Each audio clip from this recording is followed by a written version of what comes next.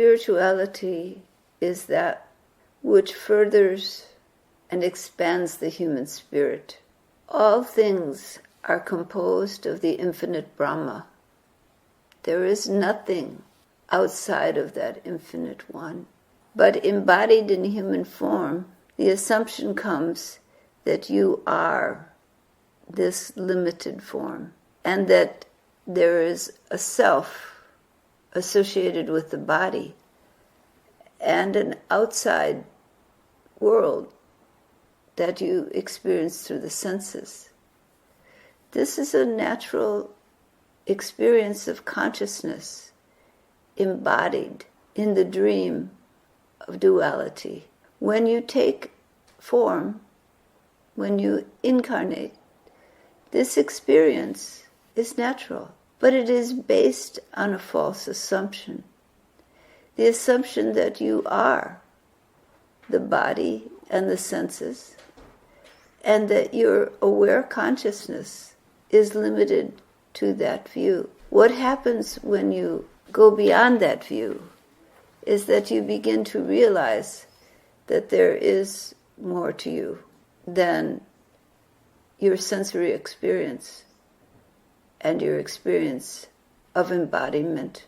With this realization comes the understanding that there is something of you which is more than the perception of your senses and your brain function, and that your connection to the life around you is greater than that. This knowledge of the greatness of your connection to the life around you is what uplifts the human spirit. When you begin to recognize that there is something more to you, something greater than what you have thought, there is something expansive, and you are somehow connected to something profound. As these moments, they may be short, they may be long, of expansion occur, and upliftment of your spirit occurs. You feel expanded, you feel connected. And the more that expansion and connection occurs, that upliftment of the spirit occurs. That is the very definition of spirituality. Spirituality is not something bound in religion or bound in church. Spirituality can occur in deep meditation. Spiritual experience occurs simply sitting in nature, simply being in your home, in a deep interaction with another person, or with animals, with plants. Spirituality is all around you. That realization completely deflects the idea that spirituality is simply religion and a religious experience. Spiritual experience, spiritual upliftment may occur within the context of a religion or without the context of a religion by people who have no inkling to any religion. Spirituality can be very deep in them, very expansive. Even people who consider themselves atheists and disavow all religion and all understanding of God can experience spirituality. They can experience the upliftment of their spirit, the expansion, the connectedness, the wholeness. But they may have different words for it. Regardless of a person's beliefs, their definitions and words, regardless of all of these things, every person has the potential to have spiritual experience, to experience the upliftment of their spirit. This is the birthright of every person. Even people who have disabilities, mental disabilities or cognitive disabilities, people who have physical disabilities, still they can experience the upliftment of their spirit. Those moments where there's a touch with something greater than the limited self of I and mine. Those moments of expansiveness, be they just short or extended, can occur, do occur in every person's life to one degree or another. And they may be denied by the person, devalued, or they can be valued and nurtured like a small flame in a fire that you blow upon and nurture until it becomes a full fire. You can nurture this flame within you. And meditation is a very good way to nurture this flame within you. Meditation is not the flame. The flame is you. The flame is your own spirit wanting to break free of the boundaries, the bounds that keep it locked in ideas and beliefs in your mind. It wants to break free of those and experience directly life, being. And so the human spirit is always wanting this expansion, always wanting this upliftment.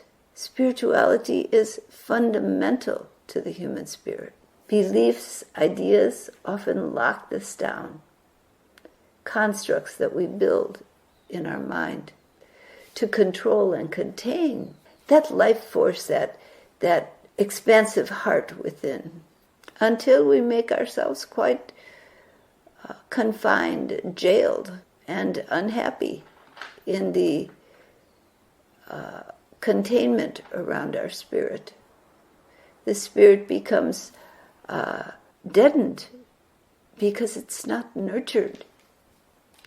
So to nurture the human spirit is to find ways to connect, to expand, to allow for the brightness and joy of the human spirit.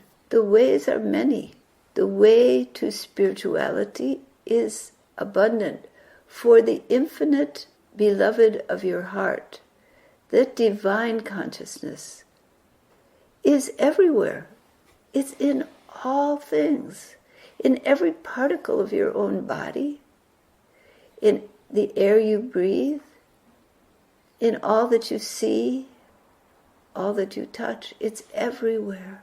And so the opportunity to open to that connectedness of spirit lies in all directions. Meditation allows that opportunity to be nurtured like the flame in the fire that you blow upon and nurture that it can grow. Meditation is a practice to allow for the nurturing of spirit, that the real spirituality, the real connectedness can grow and thrive. You can feel the wholeness. You can feel the love. You can feel your connection. But sometimes meditation becomes dry, or thoughts intrude, or the mind simply goes blank. Blank is not meditation. Because there is an absence of active thought does not mean you are meditating.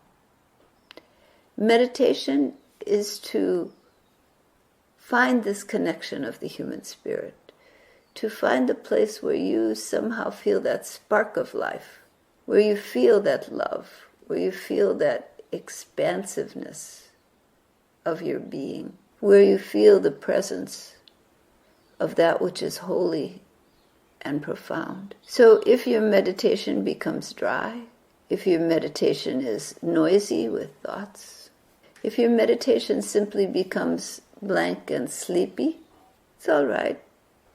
Meditation is never a continual flow.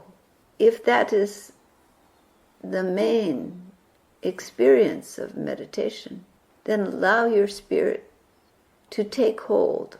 Find a thought, find a place, find a music, find something that begins to uplift your spirit.